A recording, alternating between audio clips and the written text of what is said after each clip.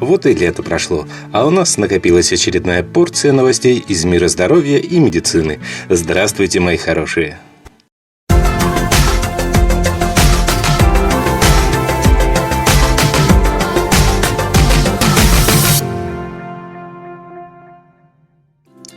Сегодня в выпуске: наночастицы спасут от кариеса.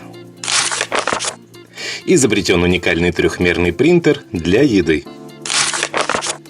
В России за отказ вакцинировать ребенка могут начать наказывать родителей. Чтобы понравиться женщине, мужчине следует есть фрукты и овощи, и многое другое. При отказе от курения самое сложное – выдержать первые 3 месяца. Именно за это время в мозге восполняется недостаток нейромедиатора дофамина. Это выяснили исследователи из университета Любека. Специалисты просканировали мозг 30 курильщиков и 15 некурящих добровольцев. Ученые хотели понять, почему зависимость от никотина развивается не у всех. Первое сканирование показало, у некурящих дофамин вырабатывается на 15-20% активнее по сравнению с курильщиками. Однако через 3 месяца после отказа от курения уровень дофамина нормализовался. Так, судя по всему, дефицит дофамина является следствием длительного курения, а не фактором риска. Кроме того, специалисты говорят, что в первые 3 месяца после отказа от курения чаще всего случаются рецидивы. Исследователи надеются, что их выводы помогут в разработке новых методов борьбы с никотиновой зависимостью. Например, курильщикам могут помочь препараты, восстанавливающие работу дофаминовой системы. Изобретен уникальный трехмерный принтер для еды. Он способен изготавливать съедобные элементы – пасту, гель, порошок, жидкие ингредиенты под чутким руководством компьютерной программы. А внешний принтер напоминает кофемашину. По словам Хода Липсона из Колумбийского университета, принтер, конечно, не заменит обычную еду в полном объеме. Однако он может подарить новые питательные и более полезные продукты. У человека всегда будет свежая еда, когда это требуется. Есть возможность в цифровом режиме менять рецепты и основные ингредиенты, хранящиеся в 8 замороженных картриджах с чернилами. В идеале с помощью принтера и индивидуально подобранной диеты врачи смогут контролировать вес и состояние здоровья своих пациентов. В отличие от стандартных устройств для термической обработки пищи, плит микроволновых печей, принтер готовит разные ингредиенты на разных температурах и с разной продолжительностью. Весь процесс контролирует программа. Российские военные начнут выращивать человеческие органы. При военно-медицинской академии имени Кирова в Петербурге строится уникальная клиника. Там планируется выращивать искусственные человеческие органы, рассказывает начальник отдела организации научной работы и подготовки научно-педагогических кадров Академии Евгений Ивченко. Речь идет о многопрофильном центре, который оснастят самым современным оборудованием. В частности, оно позволит изучать стволовые клетки и потом на основе этого материала выращивать полноценные человеческие органы. Научно-технический отдел, который возьмет на себя клеточные технологии, уже сформирован. Его основные направления работы – манипуляция со стволовыми клетками, создание биологического банка и в итоге выращивание искусственных органов. Наночастицы спасут от кариеса. Ученые из Университета Пенсильвании предлагают использовать наночастицы для разрушения зубного налета и уничтожения более 99,9% бактерий полости рта за несколько минут. Это позволит предотвратить кариес. Бактерии, живущие в зубном налете и приводящие к развитию кариеса, способны сопротивляться традиционной антибактериальной терапии. Они прячутся в липкой полимерной биопленке. Специалисты использовали железосодержащие наночастицы, чувствительные к pH и обладающие ферментативными свойствами. Наночастицы существенно повышали активность широко используемого антисептика перекиси водорода. После этого перекись водорода начинала выделять свободные радикалы. Они, в свою очередь, разрушали биопленку, в которой прятались бактерии, и уничтожали их. В результате зубного налета становилось меньше, и риск развития кариеса снижался. По словам ученых, благодаря наночастицам эффективность антибактериальной терапии возросла более чем в 5000 раз. В России за отказ вакцинировать ребенка могут начать наказывать родителей. А родители, которые откажутся прививать своих детей, могут попасть под юридическую ответственность. Такова инициатива чиновников. По словам главы Роспотребнадзора Анны Поповой, сейчас идет обсуждение возможных вариантов введения ответственности за отказ от вакцинации ребенка. В этом вопросе чиновники будут отталкиваться от мировой практики. Однако потребуется адаптация к российским реалиям, признают они. Попова подчеркивает, если государство дает деньги на прививку и родители не пользуются этим, то, следовательно, они не будут пользоваться другими благами, которые дает государство, подвергая риску других детей. И, конечно, этот вопрос следует обсуждать, и он обсуждается, потому что родители, подвергающие жизнь своего ребенка такому высокому риску, это очень плохо. Чтение книг продлевает жизнь, а люди, которые регулярно читают книги, вероятно, живут дольше, чем те, кто не читает вообще. К такому выводу пришли специалисты из Ельского университета, проанализировав данные 3635 человек старше 50 лет. Участников разделили на 3 группы. В первую группу вошли участники, которые вообще не читали. Во вторую – добровольцы, читавшие до 3,5 часов в неделю. В третью – те, кто уделял чтению больше 3,5 часов в неделю. Исследователи учли факторы, которые могли повлиять на результаты. Исследование показало, чаще всего книги читали женщины с высшим образованием и высоким уровнем доходов.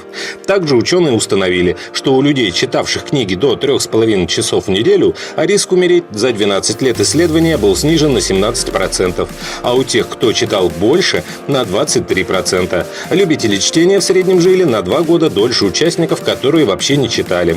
Чтение книг и журналов тоже продлевало жизнь, но не так существенно. Просмотр телевизора может сделать мужчину бесплодным. Если мужчина любит проводить много времени перед телевизором, то он должен знать, что это уменьшает его шансы стать отцом. Просмотр телевизора на протяжении более 5 часов в день уменьшает количество сперматозоидов на треть. Это выяснили сотрудники университета Копенгагена, исследовав 1200 здоровых молодых мужчин. Итак, у любителей телевизора в среднем насчитывалось 37 миллионов сперматозоидов на миллилитр эякулята. У людей, почти не смотрящих телевизор, 52 миллиона. Также у первой группы был снижен тестостерон, необходимый для выработки спермы. Ученые выяснили, почему людей укачивает в машине. По словам исследователя Дина Бернета, мозг думает, что его отравляют. Специалист уверен, любого рода укачивание всего лишь незначительное сенсорное несоответствие.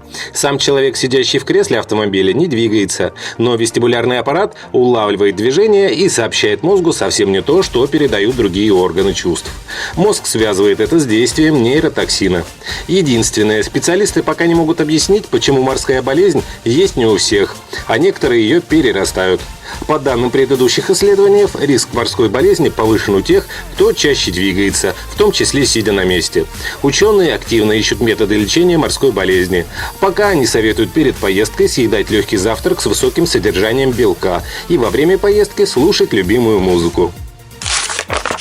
Чтобы похудеть, нужно дружить со стройными людьми. Новое исследование, проведенное учеными из университета Бейлор, показало, что людям проще похудеть, если они общаются с теми, кто весит меньше. Специалисты проанализировали данные 9335 человек в возрасте от 18 до 65 лет. Добровольцы рассказывали о 4 людях, с которыми они чаще всего проводили свободное время, и сравнивали их вес со своим собственным. Также участников спрашивали, хотят ли они сбросить, поддержать или набрать вес. Ученые оценивали частоту общения добровольцев с людьми, о которых они рассказали, и следили за изменениями в течение года. Исследование показало, участники, мечтающие похудеть, как правило, заводили друзей, которые весили больше них. Вероятно, дело в том, что люди с избыточным весом и ожирением меньше страдают от дискриминации, если у них есть друзья, весящие еще больше. А добровольцам со стройными друзьями оказалось проще похудеть. Важную роль играла частота взаимодействия. Если люди контактировали меньше 100 раз в год, их общение не влияло на вес. Чтобы понравиться женщине, мужчине следует есть фрукты и овощи.